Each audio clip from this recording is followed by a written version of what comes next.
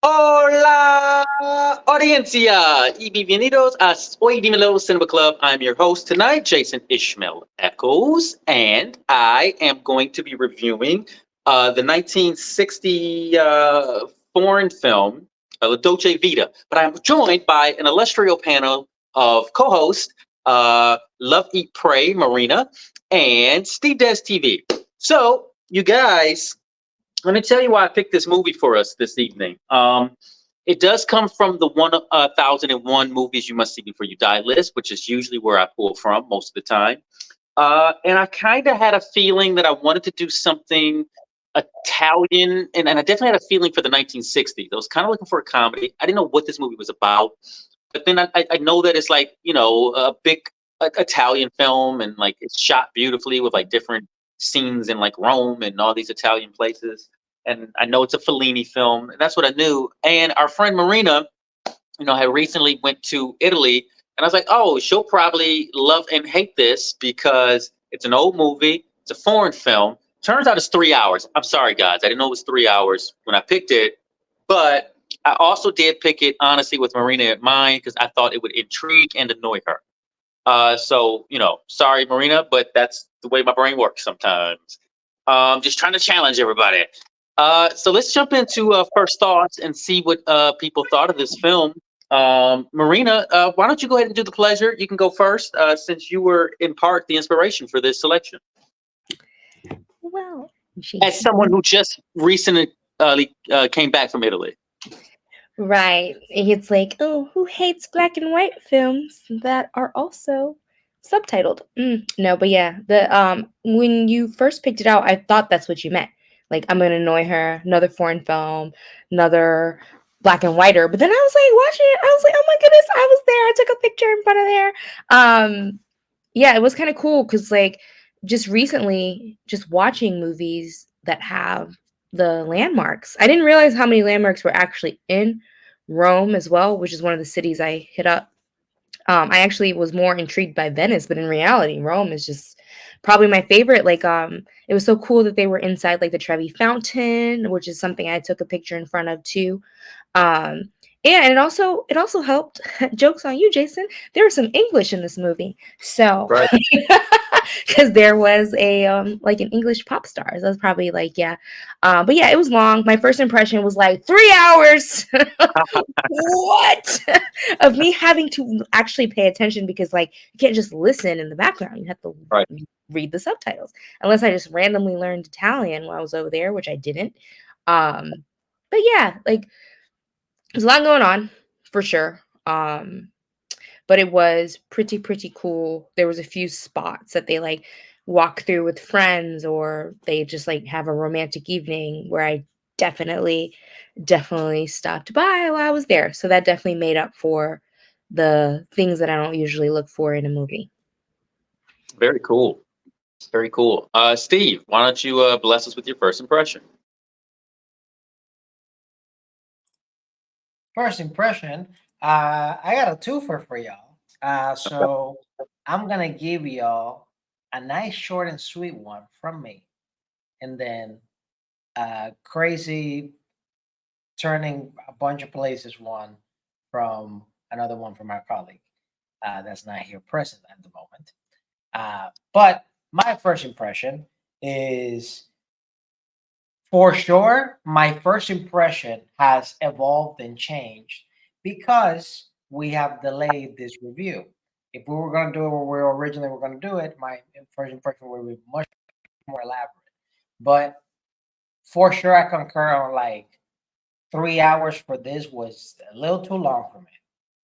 Uh, I, but it is a movie that no matter what, it really like pulls you in because there's so much glamour and glitz and just weirdness going through, and there's of course the love angle that's going on throughout the movie. That all those different elements and just the extravagance of it, it makes you curious because it is something that at least from this generation, like every time you see the paparazzos and things like that, it causes like something of like you gotta pay attention. Like, why are these people following this person and all this stuff? So yeah, it was just very intriguing, but definitely a movie you gotta pay very close attention because you could get also very lost and not know where exactly is going if you're not actively also reading the subtitles and things like that, because you won't get it necessarily just by the body language of everything that's happening. Anyway, that was my first impression, but Dino has some stuff here. He put a great shot, statue and helicopter flying above. Um, uh, Lots of shadow of it, from ruins to poor neighborhoods to buildings being built, building to affluent, and then religious center. Then great cut to dance singing. Marcello has the riz, then the ick. Your problem, too much money. Yours, not enough. Laburando. That bro beard. Volume levels all over the place. Car on her head. Paparazzo does the cross, then takes a pic. Great shot at the party. Marcello on floor with dog. Everyone else in different composition. Torture writer, torture director. Eskimo? Great way of introducing characters in high party walking around. Magdalena talking with Marcello in a room in a chair. Great still shots. Going up the stairs. Great scene work in car fight. I'm leaving. No, get in the car. You leave. No, I'm staying. LOL. Should be done for scene work. For scene work. LOL. Phonetically, I. Spanish if possible. LOL. Great framing of shots. Up stairway. Could always just read my thoughts. He said these will always just be my thoughts. Yeah. What in the steno notepad is going on around here? Right, right. Did he just send you like a bunch of like post-it notes? Like what? Kind of, thanks, Dino. Eat, pray, love. Good To to know, live right. to die in Italy. Well, we I, salute Dino for I, our first. I literally asked him, "Are you coming to Cinema Club?" And he's like, "Oh, I have my farewell party stuff." And then he just sent me this long ass text. It's very interesting to see how other people take notes because, I take my own, but it definitely describes his personality and that, like his notes. Indeed. Well, are these his notes? Like he was taking these notes throughout the movie, or he That's just? what I feel like. That's what I'm going to tell myself so I don't think my friend is crazy. So these are live notes that were taken while he took in the movie. Well, we do salute Dino for his effort and sending that to us and at least giving us an opinion. And maybe we even refer back to some of Dino's notes later on. I don't Okay, know. maybe. Maybe like, wait, what did Dino think about that? I don't know. Is there a note for it? Yeah. So I don't remember all his notes off the top of my head. But thanks, Dino. I'll go ahead and give my first thought. This is my second Fellini film, and it is a little bit. It's a lot less surreal than the first one that we saw, 8.5. Which I appreciate it. There's nothing wrong with the surreal stuff. It's just I kind of like the circus that this movie is. Like Fellini really is a good director because he's telling these stories and he's telling them like nobody else. He's one of the great directors for sure. I see why his name is tossed around so much in those circles, or he was an inspiration for so many of our modern day greats, because he's doing something that's like so outside of the prototypical way that we tell stories. His stuff is all over the place, and there's characters that he introduced, and then sometimes they don't come back to much later, and like nobody has like everybody's role just kind of like sort of moves the story forward, even if it's and it all kind of revolves around the main character, Marcello. Again, just like in 8.5, same guy. Everything kind of revolves around him. The first thing that I noticed in this film, though, is the fashion. Oh my god! Like I had to pause the movie like maybe 30 minutes into it, and I'm like, who designed these clothes for this thing? Like this thing, like it looks like every major European designer, Gucci, Louis Vuitton, Givenchy, like all the ones that like we know about. So it feels like they're wearing all that Italian like fashion. I looked it up and I got to find out who the artist, or not artistic, but the costume director was and whatnot. And He was actually sort of made famous from this movie because this is one of the movies that introduced Italian fashion to Hollywood. Because the world over, everybody kind of thought like Hollywood had like us, but Hollywood's fashion was a little bit boring even, before this. This thing kind of like made everything sharp and the lines were dramatic and like the stuff that they're wearing in that movie now, you could wear that stuff today and you will be the sharpest person in any room you walk into. Like they're so slick, which is fantastic. Also, like this is like a post-war movie, right? This is like 13 years after like World War II. So, a lot of like this is sort of like romanticized and a generation that's like 1 year removed from the war, so they're kind of soft and there's like the paparazzis chasing celebrities a little bit, and there's a lot of fluff to this movie. It doesn't seem like a film like this could carry us over 3 hours. My confession is I didn't watch it all the way through. I stopped like maybe an hour into it and then watched another hour and then stopped again for like a day and then came. So it took me maybe like 2 or 3 viewings to finish this thing. But I got through it. Gas in Espanol. I tried, man. It just wasn't enough time. I didn't know it was 3 hours when I started it. But there's a lot to like about this movie. There's a lot of really cool, interesting characters. I know we're going to dive into that. There's the scenery, the way that it's shot, like the way the camera is moving about, the way the camera stays still, and like the blocking for some of these things. It's just magnificent. Every shot is like pretty damn creative. And the other first impression I have is like this movie's kind of like a slice of life. Like there's not a super strong through line with the plot. Like there's stuff that like Marcello's going through or whatever, but none of it's like this big action moment that leads to a thing. It's just like this is what this man's journey is, and this is what it's culminated to in this moment. And here's all the relationships that he's juggling. Fellini's, it's to me in these two movies, it seems like they have got a lot in common. It's about this one guy's, journey to like juggle his life and all his relationships. So yeah, let's go ahead and dive in, man. Like this thing is packed full of characters.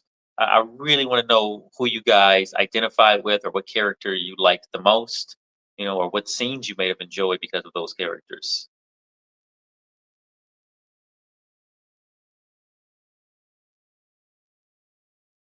I feel like you're muted, Marina. Sure am. So for me, I definitely loved my American super pop star. I Sure. actually was very disappointed that she wasn't in the movie very long. Like she seemed like she was gonna be an epic character, Yeah. and then she gets slapped and never comes back. I was just like, I loved her a lot. It was just kind of cool because again, it goes back to the fact that I just had that trip. So like this American Yeah. in Italy, just living it up. Yeah, so I truly enjoyed her. But again, yeah, super disappointed that she didn't have a bigger role. I really couldn't like cling to another female figure for long. It was just kind of confusing. Like the bonds, like just when I thought like someone was the love of his life, it wasn't. But I definitely liked the moments with I think her name was Sylvia in the Yeah. movie. Yeah, I loved her. Her small role was just so impactful.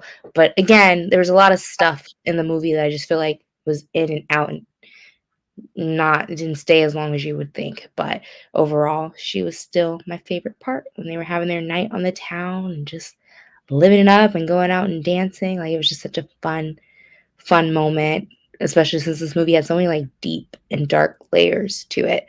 Like it was just like a nice moment. And again, she spoke English sometimes, so Yep. it was kind of refreshing to get those moments of English words. I agree with you on that, man. Sylvia is terrific in this movie. She's very easy to look at. I mean, golly, she's gorgeous. Like, holy crap. And then she's just like fun and adventurous, but also kind of wild and promiscuous and interesting, but and lost. Generally the type of women that I've been attracted to. Kidding, no, I'm not. She was really cool though, and it's just like the actor that played Sylvia did just a fantastic job, and their dynamic was my favorite. Their relationship was my favorite, her and Marcello. It's because they had this like playfulness, like they're lovers, but also like mischievous children at the same time. And like the stuff that they would get into was just like wild. Like just from start, it's like, whoa, what is this? Like Like they're like showing up to people's houses in the middle of the night and giving randoms ride home and then hanging out with them. And it's just like they're just really on a trip right now. And it's like I don't really know where this movie is going, or what. And I love that she exited and came back. And I gotta say, I was pretty amused by the pop star as well, Marina. It's bizarre to me. She had such a powerful, impactful, probably, I don't know this to be fair, but an iconic scene in this movie. Like her little, 20, 30 minutes in this film is so iconic. I mean, she's on the video box. She's on the cover of like the movie poster. So it's like, whoa, man, like this, she's not messing around. And obviously her impact on this thing is huge. And maybe that was to sell it to American audiences, to have this blonde on the cover. But she's wild and fun, and she's acting exactly how you would think a pop star would act if she's overseas, kind of on the loose, and she's just like, running around with a paparazzi, and she doesn't care. She's just like a young chick having a blast and being a bombshell, and she knows what she is and who she is, and everybody adores her, and she's just like living her life. And that's kind of like what the movie is about, like her perspective. Honestly, I think that's like the full scope of the film. But she only plays like the little tiny sort of nucleus that kind of gets the whole thing rolling. She's like a PowerPoint of the movie, and she's so fun, and she's dancing and singing and hanging out with other actors and their nutballs. But yeah, I like that. Yeah, those two characters really stand out, but Sylvia's my favorite, and their relationship is my favorite. So glad I went first. So glad I went first. You described that way better than me, but I said it first. You did. Well, yeah, you set it up for me to even go that deep into it, but absolutely. Steve, what do you got? I would say I was primarily concerned, and those were the scenes that I guess I'll pick more. Concern about the treatment of women in this film.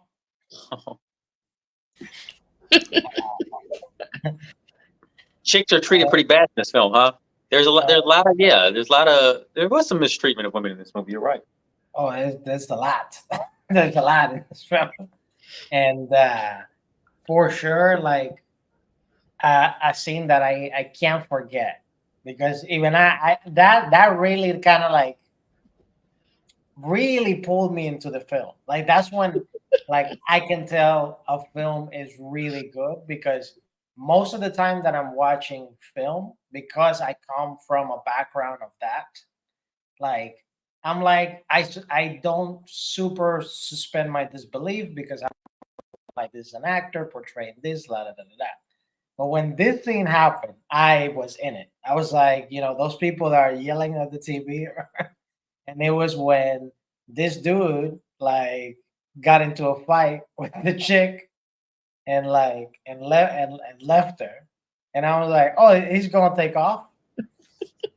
And then he arrived the next morning or something. Mm-hmm. Hours later, I literally was like, oh, he'll be right back. This is dramatic. I'm like, that's the definition of toxic right there. Like, yeah, that was kind of wild. That was kind of wild how they did that. And I was like, yeah, she didn't get very far. She's just sort of there. And it's the middle of the night, and no Uber. And that was his wife. They had a really but then like the odd thing about it is it felt very Italian. Like you have this knockdown, drag out fight that could only end in you guys never speaking again. And then like they're more in love than ever after. Like, what? Definition of toxic was just absolute toxicity. Like go blow some trucker or something. But there were no 18-wheelers in the black and white days. It was awful, man. Yeah, that was pretty toxic. You're right.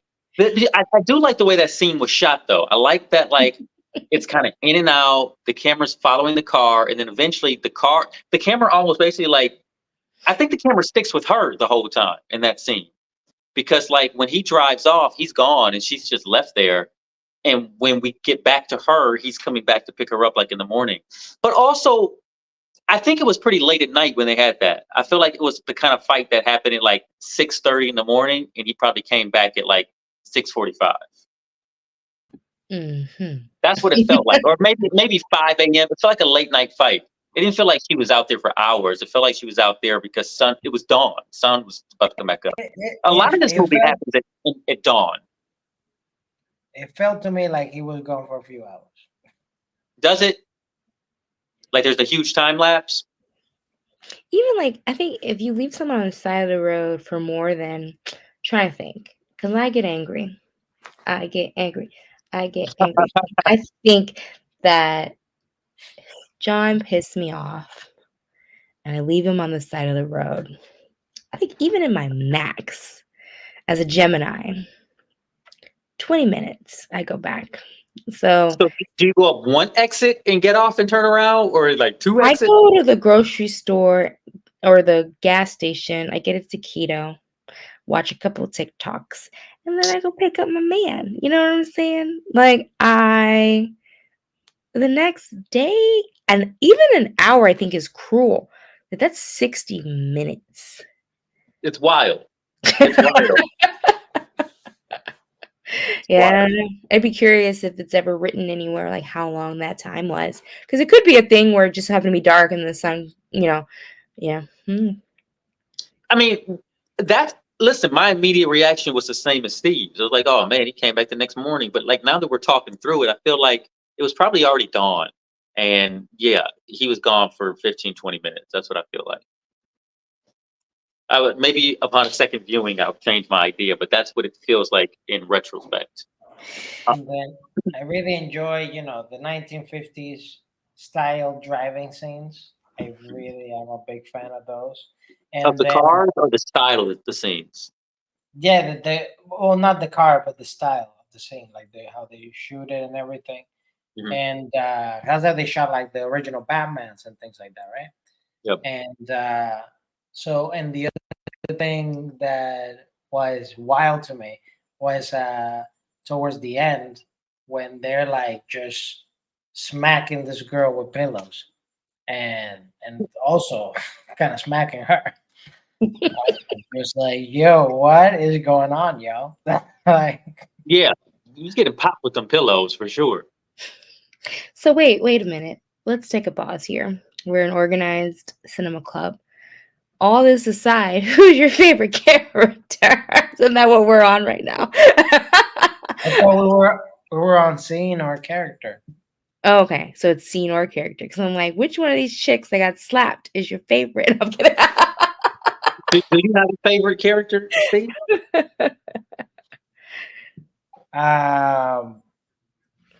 Favorite character.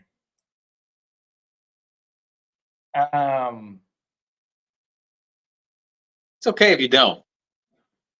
Yeah, I wasn't trying to burst your bubble, but I did realize that you didn't say. No, I wouldn't say I have necessarily a favorite character in this film, but I was a big fan of Marcello's voice, and every time he spoke, I could not. And I wish Dino was here because he probably would go on a tangent about this. But every time he spoke, I always felt like this is where Bill Hader essentially like got his Italian voice or whatever, and created like a famous SNL character that spoke Italian. 100%. That like the more I see like these Fellini style movies, you realize he's being a Fellini character in the SNL sketch. Yeah. So this movie takes like a lot of 3 hours movies do. They take a lot of twists and turns to get us to the end. This one takes a heck of a twist by the end of the movie. This thing is kind of all over the place. There's a few scenes in the movie that probably could have been cut, I think, to change the movie dramatically. I'll talk about one later, but I want to talk about the twist. What do you guys think about that ending, the twist ending, where like his friend, he finds out his friend there's like on a murder scene. Like there's been a murder at the end of this thing, like multiple murders. What did you guys make of that? So I'm not going crazy. That had nothing to do with the rest of the movie, right? Because I rewound it and I'm just like, I never had an inkling that someone was about to kill their children. I'm like, what did I miss? When did I blink? I was just like, Thank what is going on? Thank I had to rewind it, and I was like, nope, still not getting any. Yeah, it was very random, but like, I don't know, like this director, is that what they're into? Because I feel like the last movie was kind of like that too, just like some weird pop ups. Yeah, like some weird things that just sort of happen. Yeah. Do you have any idea, or did you have any thoughts about that, Steve? About there being like a murder investigation that at the very end of the movie? To be honest, I had no clue that like what I thought was like, because they were just in such a state, already breaking into the house, Mhm. doing all this crazy stuff. So I just thought there was like maybe an omitted scene where, I don't know, he went crazy and started doing that stuff. But yeah, but I think it's more of my own attention span. Maybe, Yeah. maybe too, maybe like the concept, because the concept is kind of like living life, meeting people, going on adventures. Like that sometimes like people that are in the most like high stakes, it isn't always like a positive spin. Maybe it's people that are like actually miserable inside. And so like, because even like when the wife came home, she was shocked. Like you just didn't. Yeah, and that's I think where I had to rewind it because I'm just like, what is? Yeah, it was like, what is happening here? But just maybe it's like, oh, sometimes you meet these adventurous people, and at the end of the day, they just might not be as happy as we think they are, kind of thing. I could be looking at it into a little more deep, too deep, but No, I think you're right on with that actually, because this Mhm. thing, because it comes out of nowhere, the whole movie feels like I said, a slice of life. Sometimes tragedy comes out of nowhere, and we never saw where it came from or why it happened. It feels senseless. Like I didn't know that this person was unhappy. That kind of stuff. And then you get hit with like a hard dose of reality as a human being on Earth, and you're like, "Holy crap! Everything just changed right now. How did that happen? In a heartbeat?" It's also like showing like the fast life too. Like Yeah, if you think about it, like Marcello is coming from like, this is what I want. Like I want to have all this, yeah. and everything is just tune tune tune, just hitting him fast. So yeah, that's what I That think. guy gave a whole speech, right? His friend gave that whole speech about life and all that stuff. And Marcelo, yeah, he's like, yeah, I kind of like want this, man. You have such a great life. You have a nice family. You got a nice apartment or whatever. Like everything seems really great for you. Everything's working out, and his friend is very reflective about life and all the things that is going on. He seems like a very wise friend to have, and a very what do you call it? Like solid friend to have. A very like what do you call it? Stable. A very stable friend to have. And then when he finds out that his friend is like killed himself and killed his children while his wife was at the grocery store. Like at first I was like, there's no way he did it. Like there's a murderer on the loose, right? There's a murderer on the loose. And then the murderer never shows up. So I mean, that could have been what happened because they don't tell us anything. It could have been some weird thing that happened. But most likely than not, I mean, maybe they say something like he had a gun. I don't know if that's ever brought up, but it's bizarre to say the least. And I think maybe that's just one of those things that happens in life. Like you envy what somebody else has, and you don't know that they're like really torn up inside. And someone once said, and I'll never forget this. I once heard somebody say, never envy what someone else has because you don't know what they did to get it, and you don't know what they're doing to keep it. Right? yeah, So I heard something similar too. Um, just more like never wish for someone's life because then you'll get their life. Because like yeah, and you don't know what yeah, that means. and it ain't your life. It's not meant for you. So you know, don't do it. But you Yeah, that's also kind of all the vibes that I kind of get from this. But it also feels like in these two Fellini movies that we watched recently that he is sort of doing like these sort of life retrospective things. That's you know what I mean? Like it's like, hey, you need to like be reflective of your life, or here's a reflection of my life. And it maybe it almost his movies also feel a little therapeutic, right? There's always a ton of women. There's always like a lot of bad behavior from him, from the Marcello character, from the lead character, and like Steve said, Marcello's living a fast life. He's chasing pop stars. He's hanging out with like rich elite people in weird gardens and He's houses. getting Like, into fountains. Yeah. yeah, You like know he's how like, it is? I wonder, side note, how they got the filming, or did it not used to be strict? Because they were in the Trevi Fountain. Like, they're so strict about that fountain. Like, it's You know, illegal to throw coins you in it. know that ever since that movie, Americans been trying to do. oh yeah, yeah, that's what happened. That movie came out in 1960, and every dumb American that's seen it has tried to jump into that fountain. It still That's what happens. happened. It's illegal to even throw a coin in it. So it's crazy that they got the rights to be in it because it's religious. It's a religious like area. It's right outside of a church. Mhm. Like, and it's like, whoa, you guys, I sent a picture to my friend. I was like, we got to get this shot next time. Like of us in the fountain together. Yeah, that's really dope. I mean, that's a dope observation. That's interesting. I wonder. It's probably one of those things where it just wasn't roped off before because it's always been a part of their culture, but foreigners probably ruined it. It's Yeah. got to be that. Like, I would like to watch a making of this movie for making stuff like that. Another thing, it may go into what you kind of said before. Um, did you guys notice that like the lighting changed on that fountain scene? Like it was just like randomly morning. Oh yeah, yeah. It was like that's what happened. It was another like long night. Long night, Marcella. Okay. And it turned in the morning while they were in the fountain. Okay, because I was just like, yo, like lazy editing. Like you guys really were like, we got to get the best shot, and it went into the daytime. Yeah, I felt like that was supposed to symbolize like a loss of time. He's having such Okay. a whirlwind experience randomly with this pop star. Like he's just a photographer, editor, paparazzi guy or whatever, and all of a sudden, like she chose him to go have a night with, and he's doing everything to try to please her because he's like, well, I don't know where this thing is going to lead. You know what I mean? Like this is who gets to hang out with a pop star, an American pop star, randomly in Italy. So he's just doing whatever. He's living a reckless fast life, Marcelo. Yeah. And then she was too. Actually, I'm not saying the movie star guy that hit her scene partner or whatever, the guy in the movie with her, I'm not saying he was right, but he was the only one that had any sense. He was like, bitch, we here to work. You gonna mess up the money. Oh, I didn't realize that. I thought that was her spouse. I thought that was the movie star that was in the movie with her.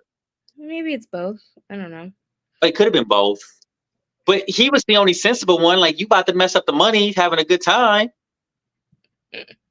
Not the hitting wasn't sensible. Him popping wasn't. Uh, But she needed to be yelled at for sure. there were so many love interests. Like it was just so many loops. I don't know who. Yeah, I don't know. I feel like if there was anything that was like maybe too much was just too many sidebars with him and I like felt like his relationship with his wife was very interesting because early on in the movie, I was very annoyed with her. Like, stop nagging Marcello. Like, Marcello's having a good life and you're just depressing everything. But then as they explore more, you're like, dang, well, she's been going through this with Marcello forever. She's sick of it. She's over Marcello. And so to that respect, I was like, yeah, I get it. He needs to knock it. He's got to go. Marcello's messing up everything too. she had like mental health issues too, right? Like she was like suffering with like depression and It things. felt like that. Yeah. Do they never mention it, do they? But she had all the signs of someone who did.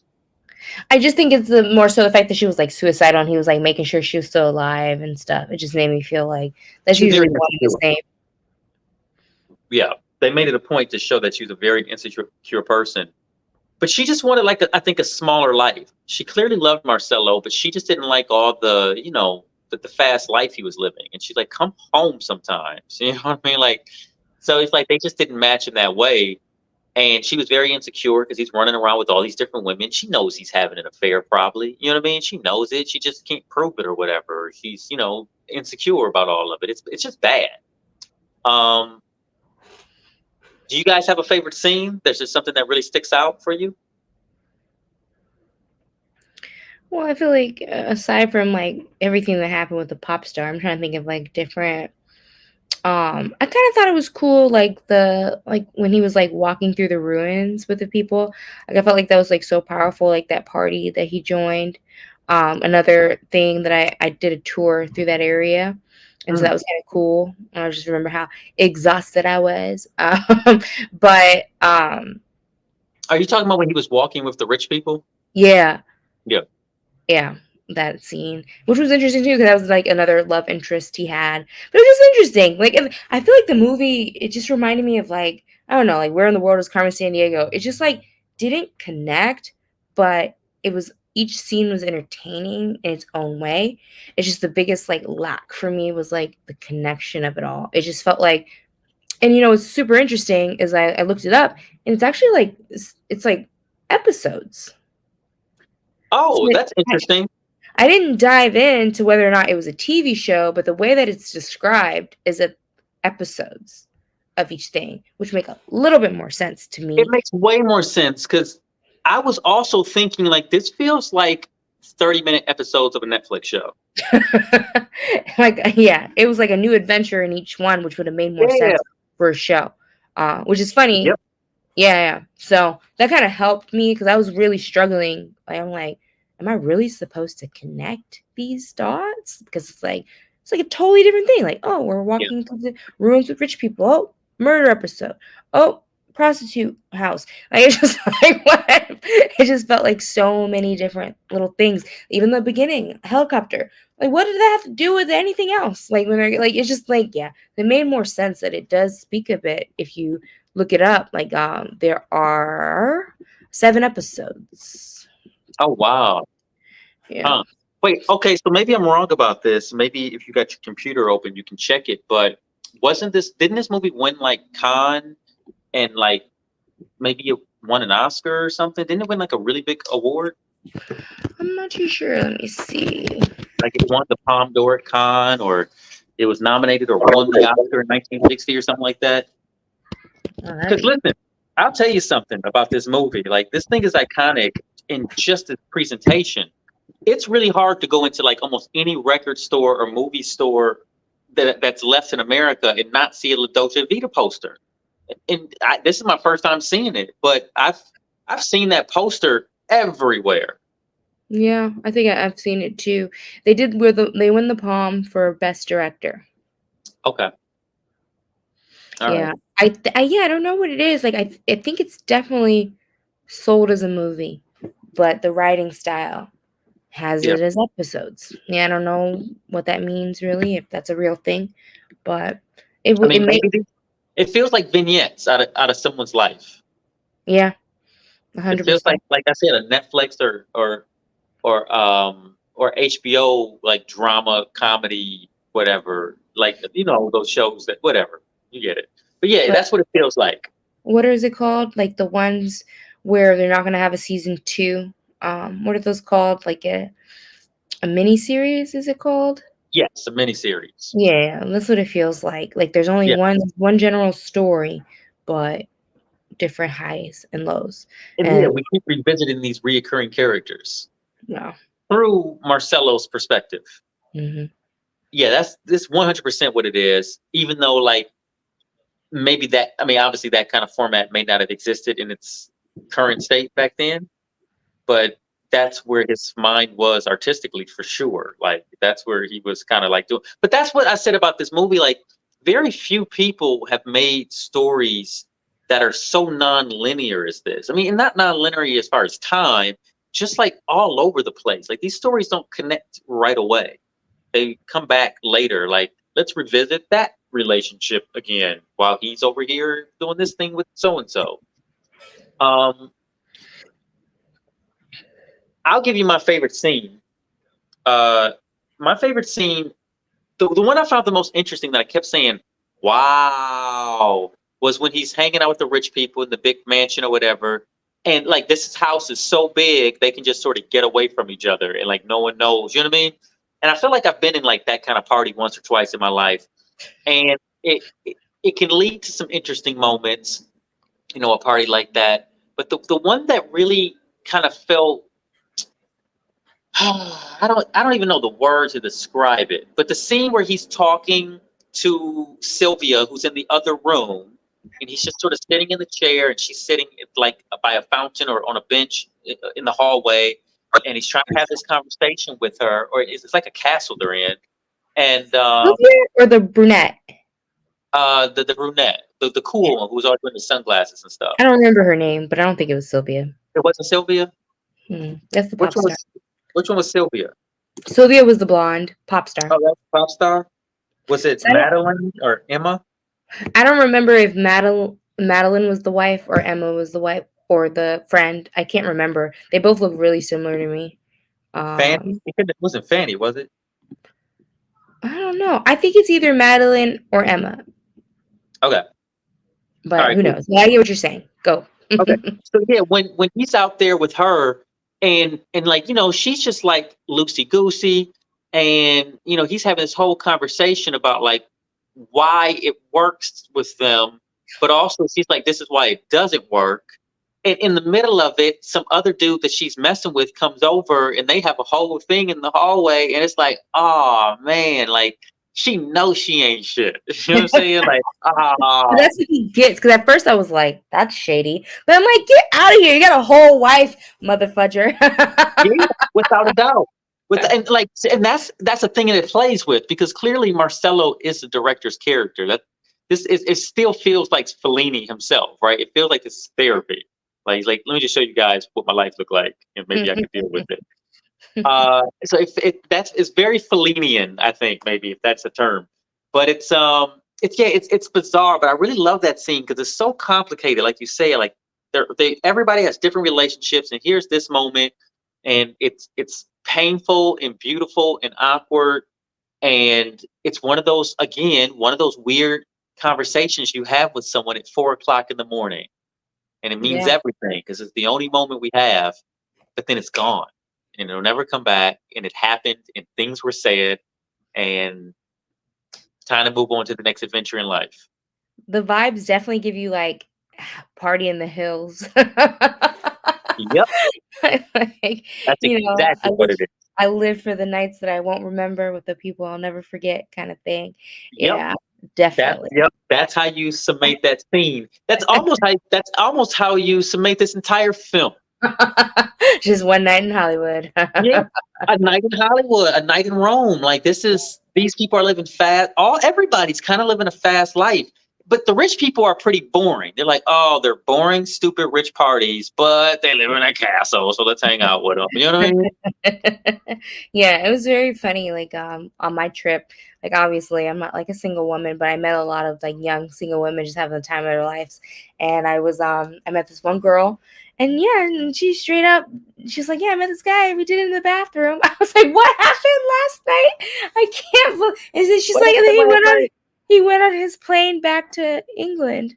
I was just like, yo, turn up, and it's just crazy how that goes. Like when you're on an adventure, like I feel like that's like old school Europe. Like I remember, I feel like I used to hear those kind of stories all the time, and I don't hear them anymore. So thanks for sharing that. Yeah, this was 2 months ago. I was just like, vicariously shocked. She's like, we met for breakfast or something, and she was just like, you're not gonna believe what happened to me last night. And I thought she was gonna say someone stole my wallet. I threw up.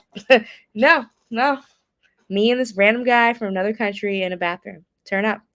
Wow. And what's funny about that is like it could be a one night stand, but now we have social media, so it might like extend into like something it probably should have never been. I don't think they exchanged info, so it's definitely old school.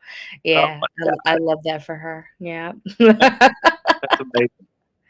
And you don't catch the person's name, because one day you're gonna get curious and start typing. You know what I mean? Like, I know. Yeah. It seems like she was in the proper headspace for it. And again, just some people when they're going on these trips, that is it. You're discovering yourself in new scenery and new culture and stuff. So I get it, but it did throw me off guard because married with a child, I was just getting away from my birthday, and I was not expecting to hear that kind of story from someone. I know. I was just like, I just want some pasta and some cute pants. She's like, I want to take someone's pants off. But also you get a story. Yeah. She made my trip more interesting. That's part of the experience, getting a few stories along the way from complete strangers. Agree. What about you, Steve? Are you still there? Do you have a scene that stuck out to you in the movie, or you thought might have been impactful? I mean, I think I already mentioned them in the past, but I'll bring it right back. That car scene to me was Yeah. very impactful, and of course, the scene that they are breaking into the house and they're having their little party of everybody's accepted, with the whole community, and Right on. Okay, so let's wrap it up. Let's quickly just talk about like some of the style choices for this thing, the fashions, and like the art direction. What did you guys think of that? Can you repeat the question? Yeah. I just My wanted to know line's what you very guys thought about how the movie was stylized, like the costumes they were wearing, like the art direction as far as like the backgrounds and the decor and like just the style of the film. Because this movie has style to burn. I think. Well, you briefly spoke on the fact that like both movies that we've watched by with this direction were really good on that. Like just the outfit stood out, and for it to be a piece that's like what I mean, what is that like 60 years ago, 64 years ago. 64 years ago to have like styles that still would set the tone today? It's pretty wild. Like it's definitely the vision there. I don't know who to really applaud for that. Like it was the director demanding of the art department and wardrobe department, or was it just like did everybody just have like such a good, they poured their heart into it? Yeah, it was definitely really good. Everything, everybody's style, like I don't know, even like the prostitute like was stylish. You know what I mean? And that really goes with this, and 8.5 was the name of the last Yeah. movie. Yeah, like just yeah, it's just something that really stood out both times. And then like I didn't really look up locations, but this was like these movies are genuinely filmed in Italy, correct? Like yeah, they're like Italian films. Yeah. Yeah, really good location scouting even for that time. I feel like there used to be a lot of like fake art walls. It just seemed like there a lot of things were on location, and they put like their heart into finding these locations, which is pretty cool for that time. Like, like I feel like we have like a weird era where there's not as much thought put into those things. So it's kind of cool that like in the 60s, it was like, let's find beauty to have, even if it's black and white. You know what I mean? Like to look that Even if great, black and white. you don't even see the colors of these Yeah. things. Like the Trevi Fountain is so beautiful when you see the blue, but it still looked just as nice with them in that black and white. And Yeah. just the same goes with a lot of the building and like the exterior shots. They always have a weird scene with family members in these movies, but even those scenes are really beautiful and like really like shot in like great locations. Speaking of which, we never even mentioned his dad, like that, weird, estranged relationship, and like you kind of see like, oh, maybe that's why you're a little messed up, But didn't like they you're do kind of, that in 8.5? Did he have like a yeah, flashback scene with? Yeah, I'm just yeah, saying. yeah. That's why I'm saying like this movie just feels like the director's therapy session. He just happens to be a dope artist. I will say my favorite, like sort of setup in that regard. I mean, you guys, I mentioned how much I love the fashion in this thing. Like every time, it's like everybody, it's like so cool. Especially like the main characters, it just exudes like quality and class and sharpness and it's just thoughtfulness with appearance, and it's wonderful in that regard. But the scene in the what do you call it, the Trevi Fountain, is that what it's called? Hmm. Yeah, that like that fountain shot, it's beautiful. I mean, that fountain probably has never been photographed as beautiful as it was in this movie with the lighting and from night to day. And I would I would love to have a giant poster of that, or something of that framed and just put on a wall. And like, if you know, you know. Because I mean, that's how good it looks. It's such a beautiful, iconic shot. I loved it. I'm gonna let you finish, but my Instagram post is an even better shot of it. Steve, put me on camera, okay? All right. Maybe I wasn't in the water, but you see, Okay, there's nobody nice. else there. I timed that. And it's, yep, prop- blue. Yes. You said you timed it properly. Did you go early in the morning or something? Early in the morning, and then they shut it down when they clean up.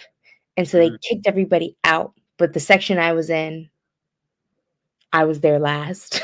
So I ran into a girlfriend because I traveled alone on this trip. And a friend of mine, we have the same birthday. We just so happen to both be in Italy. And just because I know her, it's not the same girl that had sex in the bathroom. She was there with her mother.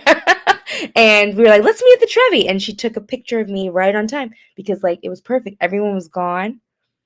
And I got a really cute photo all by myself So because it's did usually you sneak super in packed. while they were cleaning it? Is that what that is? Or No, it's like so like there is in front of the fountain, and then there are like these bleachers almost up right above it.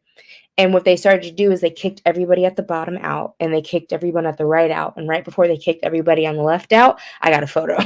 And then I had to go too. But very it was cool. like perfect timing to where I was and everything. And she took like a couple quick photos, and then it was completely shut down for like an hour for them to clean it out. Nice. That's terrific. Yeah, you don't have a Take bunch that, of Fellini. weirdos in your photo. Take that, Fellini. Nailed it. So, is it harder to get close to the fountain like that now? You definitely can't get inside the water, but you can get at the bottom when they're not cleaning it. It's just you're with a whole bunch of other people, Sure. and it's a super popular tourism spot between probably movies like this. Like Lizzie McGuire went there, and Okay. everybody makes TikToks about that. Like there's like anytime someone goes to Italy or Rome in a film, that's They definitely they a scene. go to that fountain for sure. Yeah. Yeah, That's it's even illegal terrific. now to throw coins in, but there's so many coins. I made a wish, like, but you can get ticketed for it now. Just out of curiosity, do you remember any history about the fountain, like how old it was, or like when it was built, like ancient Rome or something? I'm a millennial. I just wanted a cute picture. Okay, I have no Right. idea. I have no idea. I'm on I'm left my own devices. I Okay. didn't even realize it was a part of the church until I got there. Nice. Like so, yeah, Right on. yeah. Okay, great. Well, Steve, did you have any insight about any of the art direction or those departments in the movie? You're on mute, just like I was. Yeah. So that primarily the everything costume wise was absolutely stunning and amazing. Like it made you gravitate towards what was going on. And a movie like this, especially again mentioning what Marina said, that because it's black and white, it stands out a little bit more. That it captivates you in such a way. Even what the paparazzo were wearing, even that was very impressive. Also, the because it's the 50s and also Italy, that they are known car manufacturers. It was really nice to see the cars, the vehicles. It gave it, I think, an extra touch also to the film. And of course, I think this film in particular, like certain things like that, like for example, the fountain, I didn't maybe appreciate as much as like Marina did because I haven't been there. But especially having like that type of experience, like it probably enhances more even the film if you have like traveled there or seen some of the landmarks there. Because certain things like that, I wouldn't be really particularly paying too much attention just because I haven't been there and stuff myself. But I was more intrigued by like the scene and the acting and everything because he felt like that type of acting reminds me a bit of like not necessarily like in a way a little bit play, but it is more like it makes everything more real, like it has stakes, uh, and I really enjoyed that. Right on. Yeah, Almost. I agree with all that stuff. That's terrific. All right. Well, let's jump into final thoughts, ladies and gent, or lady and gent. Yeah, let's figure out how we end this thing. Steve, you might as well just go ahead and continue, man. What's your final thought? Let's go. Final thought. Great film. Definitely a film you have to, unless you speak Italian or understand it at least. It is a film that you have to pay attention because even me, that I speak fluent Spanish, and I used to speak fluent Italian when I was younger. Actually, uh, I was certainly lost in certain moments that I had to like kind of rewind and read back, and sometimes my even my subtitles sometimes for some reason it would go out of sync, and I will have to sync it back. So that was a big hurdle in the beginning, but then once everything was checked with, everything was smooth sailing. But it's definitely one of those movies that captivates you visually. I think that's one of those things of like Fellini films, at least the ones I've seen so far, is that it really becomes very intriguing very fast. My only big criticism for this film is that it should have been at least, at the very least, 2 hours and a half. 3 hours to me is too long. Is abusive. Is a slap in the face, bigger than a lot of these women get slapped in this movie. Um, those are my final. Okay, right on. Uh, I'll go and then we'll let Marina wrap it up. Uh, what did you want to go next, Marina? No, it's cool. Save the best for last. Yeah, let's save the best for last. So I like this thing a lot, actually. It did. I didn't know it was 3 hours, so my mindset wasn't like terrific going into it. Um, because like, oh man, I started this thing too late. I'm gonna need to finish it tomorrow, kind of stuff. So I would have liked to have watched it in its full setting, but you know, watching a 3 hour movie in its full setting is hard. So anyone who ever wants to see this movie, just know that like it's not advertised as a 3 hour flick, but worth it. Good movie, great movie. Honestly, there's a lot to be enjoyed about this thing. I think for me, it's probably one of. I think I liked it more than 8.5. 8.5 was a little bit more surreal, which was fine, but not my favorite kind of thing to dive into. A lot of thinking in a film like that, a little less thinking in this movie. But if you don't understand English and Italian fluently, you're going to have to stop everything you're doing to watch this thing because you're going to have to pay attention to what's going on because there's a lot of stuff flying around and they're going in and out of Italian and English like really quickly. Um, who would I recommend this to? I would recommend this to film fans who like cinephiles who need to see films, people who love international films, people who love Italian movies, people like if you love Italian movies, this is quintessential. This has to be something that you have seen.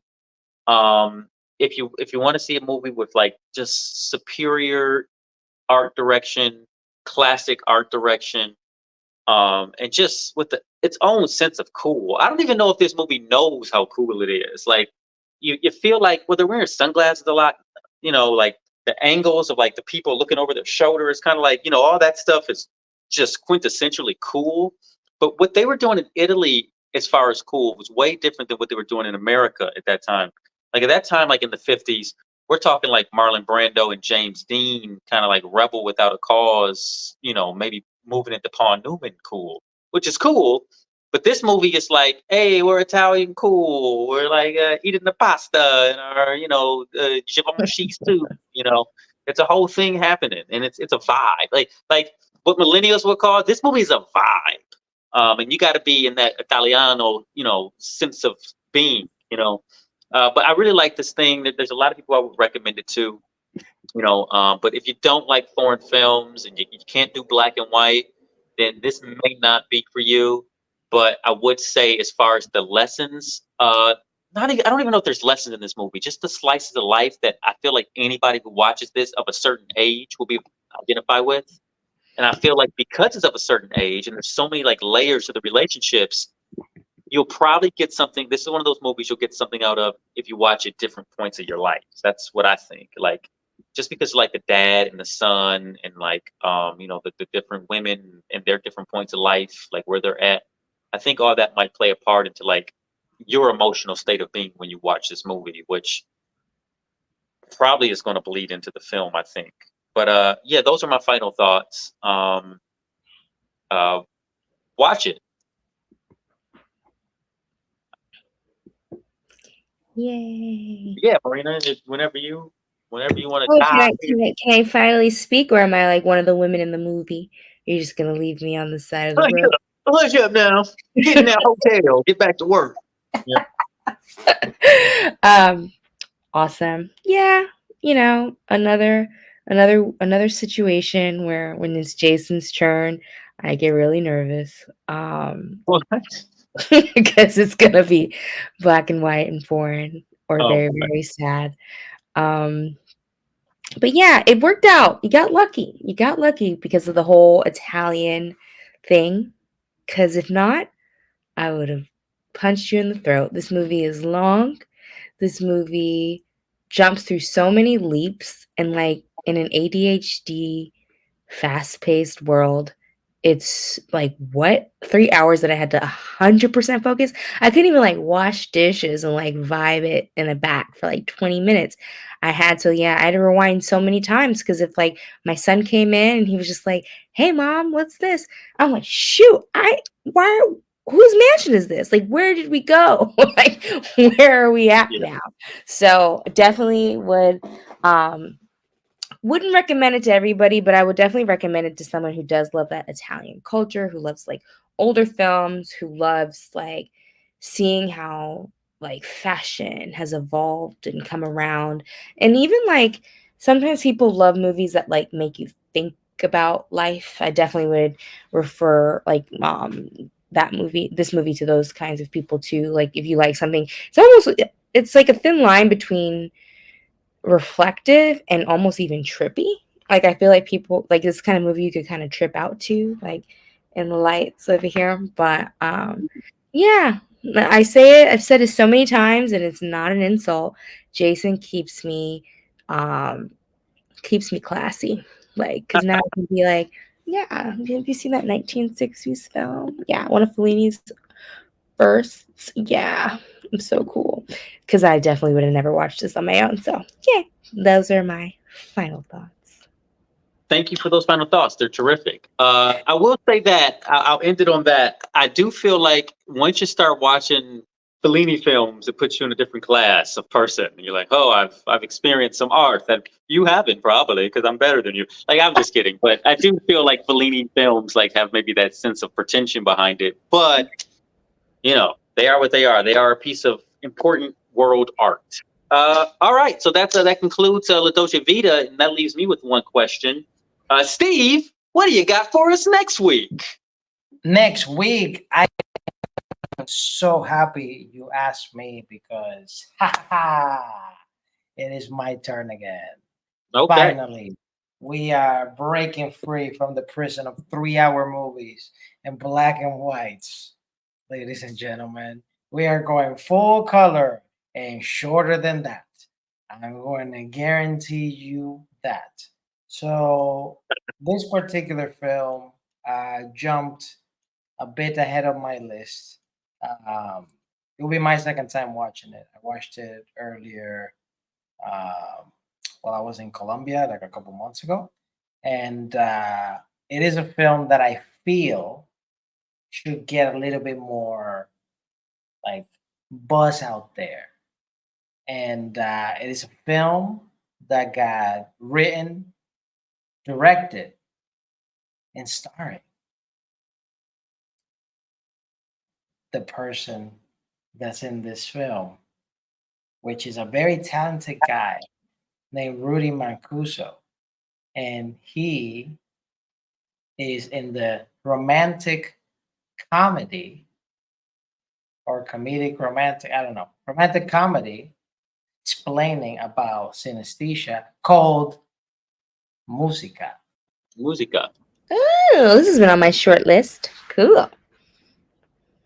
All right. All right. Cool.